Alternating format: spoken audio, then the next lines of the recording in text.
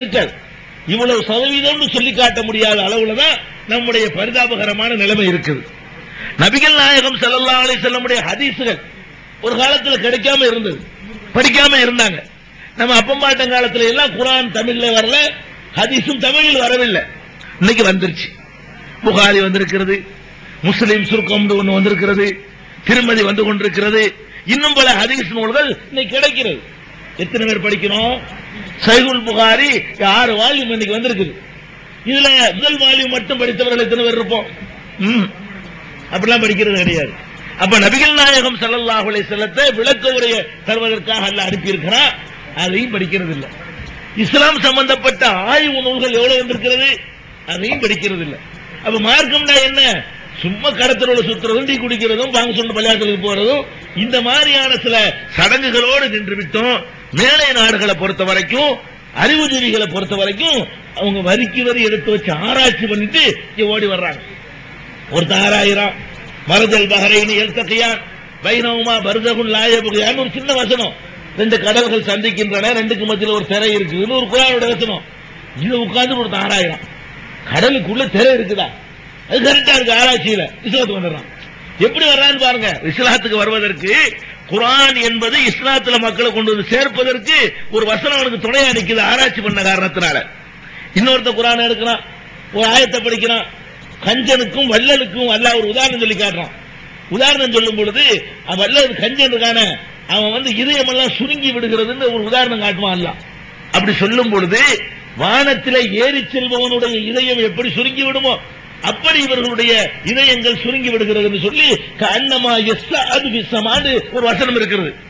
இதை உட்கார்ந்து ஆராய்ச்சி பண்ணி வானத்துல மேல போக போக இதயம் சுருங்கும், படபடப்பு ஏற்படும், இதயத்துக்கு பிரஷர் அதிகமாகி போயிடும். அப்ப இதயம் சுருங்கும் என்பது இன்னைக்கு விஞ்ஞானிகள் ஆய்வு பண்ணி கண்டுபிடிச்சிருக்கிறார். இது எப்படி அன்னைக்கு 1400 வருஷத்துக்கு இவருக்கு முகமதுக்கு தெரியும்? மனுஷனுக்கு எப்படி தெரியும் இந்த விஷயம்? விண்வெளி பயணம் போற காலத்திலேயே நிறைய பேருக்கு இது தெரியாது. அவர் விண்வெளிக்கு போனது இல்லை, அவர் எப்படி சொல்லியிருக்க முடியும்? இது கடவுளுடைய எப்படி சிந்திக்கிறான்னு பாருங்க.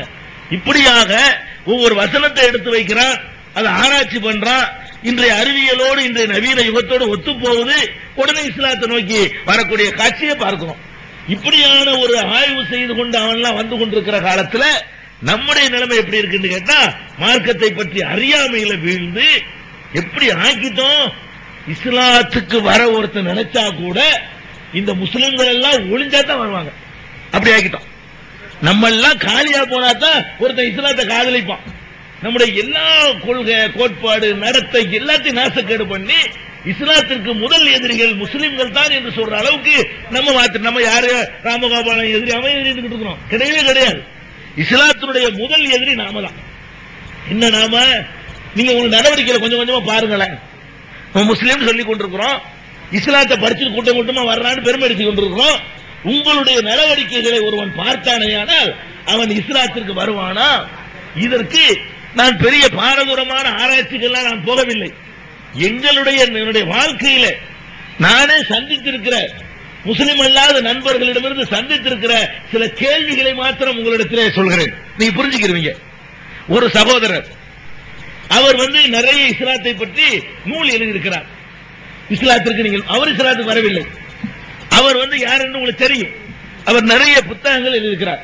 இஸ்லாம் தான் சிறந்த மார்க்கம், இஸ்லாம் தான் சமத்துவமான மார்க்கம், இஸ்லாம் தான் சகோதரத்துவமான மார்க்கம் என்று நிறைய நூல்கள் எழுதி ஏராளமான பேர் அந்த தாழ்த்தப்பட்ட சமுதாயத்திலிருந்து இஸ்லாத்துக்கு வந்திருக்கிறாங்க. அவ்வளவு பெரிய சிந்தனையாளர், நிறைய பேர் இஸ்லாத்துக்கு வருவதற்கு காரணமா இருந்தவர். அவர் இஸ்லாத்துக்கு வரல. ஒரு நாள் நாங்கள் அவரோடு உரையாடி கொண்டிருக்கும் பொழுது கேட்டோம், எங்க எல்லாரையும் இஸ்லாத்துக்கு, அவர் மகனை கூட அனுப்பிவிட்டார் இஸ்லாத்துக்கு. அவர் அங்கே உட்கார்ந்துருந்தார், இஸ்லாத்துக்கு வராம. சரியான மார்க்கம்னு நீங்க நினைக்கிறீங்க, ஊருக்கெல்லாம் பிரச்சாரம் பண்றீங்க, உங்க மகனை கூட அனுப்பி வச்சுட்டீங்க, நீங்க இன்னும் வரல. அப்ப அவர் சொன்னார், என்ன சொன்னார் தெரியுமா? வந்துருவேன், கூடி சீக்கிரம் வந்துருவேன், என் மகளுக்கு கொஞ்சம் கல்யாணம் பண்ண வேண்டியிருக்கு, அதை பண்ணிட்டு வர்றேன் அப்படின்றாரு. இங்க பண்ணலாமே? இல்ல, அவ்வளவு வசதி இல்ல. பாருங்க, இங்க பண்ணலாமே கேட்டா அது ரொம்ப காஸ்ட்லியா இருக்கு, அவ்வளவு வசதி இல்லை எனக்கு. அப்ப இது எதுக்கு சொல்ல வர்றேன்? அப்ப உங்களுடைய நடவடிக்கைகள் இஸ்லாத்துல ஒருத்தன் வர நினைக்கிறான், டே வராது, விரட்டுற மாதிரி இருக்குது. அவர் என்ன நினைக்கிறார், அங்க நான் கல்யாணம் பண்ணி கொடுத்தேன்னா ஒரு 10,000 ரூபாய் நான் கல்யாணம் பண்ணி கொடுத்துருவேன், இங்க நான் வந்தேன்னு சொன்னா நான் 5 லட்சம் ரூபாய்க்கு நான் எங்க போறது, 2 லட்சம் ரூபாய் செலவு பண்றதுக்கு எனக்கு எங்க இருக்கு சக்தி என்று ஒருவர் கேட்கிறார்னு சொன்னா, அப்ப நீங்க என்னத்தை ஒரு பயான் பண்ணி நீங்க இஸ்லாம் இனிய மார்க்கம் நடத்தினாப்புல வந்துருவாரா? இதைத்தான் ஒருத்தன் பார்ப்பான். இந்த சமூகத்துல நம்ம சேர்ந்து வாழ முடியுமா? இந்த சமூகத்தோடு இணங்கி வாழ்வதற்கான அமைப்பு இந்த சமூகத்தில் இருக்கிறதா? இந்த சமூகத்தில் ஒருவனாக இணைத்துக் கொண்டால் கஷ்டப்படாமல் இருக்க முடியுமா என்று கணக்கு பார்க்கக்கூடிய உலகத்துல இஸ்லாத்தை ஒரு காஸ்ட்லி மார்க்கமாக நீங்க ஆக்கிட்டீங்களா இல்லையா? இல்லன்னு சொல்ல முடியுமா? உங்களுடைய திருமணங்கள் பார்த்தா அவர் இந்த பாடத்தை படிக்கிறாரு, மற்ற திருமணங்களை பார்க்கிறாங்க, உங்க திருமணங்களை பார்க்கிறாங்க. உங்களுக்கு தான் திருமணத்துக்கு மண்டபம் தேவைப்படுது, உங்களுக்கு தான் திருமணங்களுக்கு ஆடம்பரமான கூத்து கும்மாளங்கள் கச்சேரிகள் தேவைப்படுகிறது, உங்களுடைய திருமணங்களில் தான் பாட்டு கச்சேரி வைக்கப்படுகிறது, உங்களுடைய திருமணங்களில் தான் வீடு திருமுழுக்க பந்தல் போடப்படுகிறது, உங்களுடைய திருமணங்களில் தான் பலவிதமான விருந்துகளும் பலவிதமான பெயர்கள்ல பெண் வீட்டாற்ற வசூல் செய்யப்படுகிறது, உங்களுடைய திருமணங்களில் தான் ஜோடனைகள் அதிகமாக இருக்கிறது, உங்களுடைய திருமணங்களில் தான் விருந்து என்ற பெயரிலே புளிச்சையப்பக்காரர்களுக்கெல்லாம் உணவு போட்டு வீணாக்கப்படுகிறது. இதெல்லாம் பார்க்கிறான் இல்லையா? அவன் பார்த்து நினைக்கிறான், அம்மாடி இது காக்கு பிடிக்காது, இது எல்லாத்துக்கும் மேல டவுரி வரதட்சணை, இது எல்லாத்துக்கும் மிஞ்சிற மாதிரி திருமணம் சொன்னா ஒரு பெண்ணை பார்த்தான்னா அவன் அதோட காலி. இந்த மாதிரி உங்க நடவடிக்கை இருந்தா பெண்ணுக்கு ரூபாய் கேட்கறீங்க, நகை கேட்கறீங்க, திங்கிற சோத்தை கேட்கறீங்க, இத்தனை சகனுக்கு நாங்க வருவோம், இத்தனை பேருக்கு எங்களுக்கு சோறு தெரியலான்னு கேட்கறீங்க, கல்யாணத்துக்கு முந்தி வேற கேட்கறீங்க, கல்யாணத்துல வேற கேட்கறீங்க, கல்யாணத்துக்கு பிந்தி அந்த பொண்ணு கற்பமான அப்பவும் கேட்கறீங்க, புள்ள பெறும்போதும் கேட்கறீங்க, புள்ள பெத்தோட கூட்டிட்டு வர்றதுக்கு கேட்கறீங்க. இப்படி எல்லாம் பார்த்தா எப்படி ஒருவன் இந்த இஸ்லாத்தை நேசிப்பான் சொல்லுங்க பாப்போம்.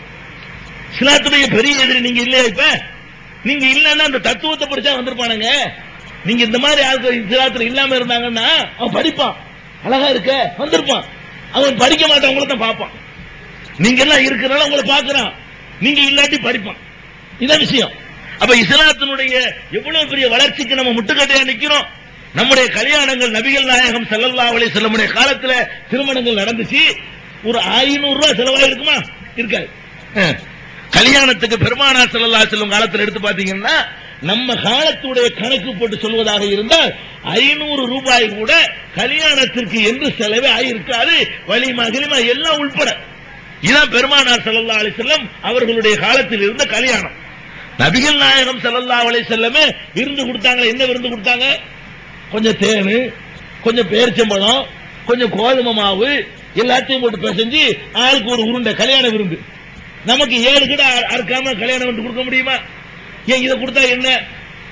உன சக்திக்கு தகுந்த மாதிரி குறைஞ்ச ஒரு 10 நண்பரை வைத்து கல்யாணம் பண்ணக்கூடாதா? கல்யாணத்துக்கு பத்திரிகை அடிக்கிறோம், ஆடம்பரம் பண்றோம், ஊர் அழைப்பு கொடுக்கிறோம். இதெல்லாம் எதுக்கு? நான் சொல்லக்கூடிய இந்த தீமைகள் எல்லாம் நிறைய தீமை மட்டும் இருக்குது. இஸ்லாத்துடைய வளர்ச்சிக்கு தடையா இருக்கிற தீமைகள் மட்டும் தான் இப்ப சொல்ல போறேன். நம்முடைய நடவடிக்கைகள் எந்த நடவடிக்கைகள் இஸ்லாம் நம்ம அல்லாட்டையும் பாவியாகிறோம், இஸ்லாத்தினுடைய வளர்ச்சிக்கு எப்படி தடையா நிக்கிற மாதிரியான தீமைகளை தான் நான் சொல்ல நினைச்சிருக்கிறேன். அந்த வகையில சொல்றேன்.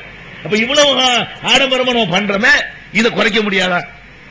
பத்திரிகை அடிக்கிறீங்களே, கல்யாண பத்திரிகை 50 ரூபா 60 ரூபா ஒரு கார்டு, 3 பேர் சாப்பிடலாம், 3 பேர் கூட்டி போய் ஹோட்டல்ல சாப்பாடு வாங்கி கொடுக்கலாம்.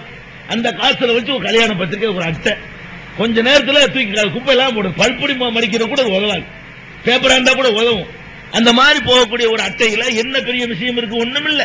இவர் மாப்பிள்ளை, இவர் பொண்ணு, இத்தனை நடக்குது, இந்த மண்டபத்தில் நடக்குது, எல்லாரும் வாங்க, இந்த 4 வாரத்துக்காக வேண்டி 60 ரூபா 50 ரூபா 30 ரூபா கார்டு கல்யாணம் சொல்ல போறீங்க. அவன் கார்டை கூட வாங்கி வச்சு கேட்பான், எப்ப கல்யாணம்? அதுல இருக்கு எல்லாமே. எப்ப கல்யாணம்? பொண்ணு யாரு வீட்டுல அவங்கள்ட்ட கேட்க போறா, நீங்க சொல்ல போறீங்க. எங்க நடக்குது? இந்த மண்டபம் வர்றேன் சொல்லிட்டு அப்புறம் இதுக்கு கொடுத்தாலும் சொல்ல வேண்டி இருக்குது.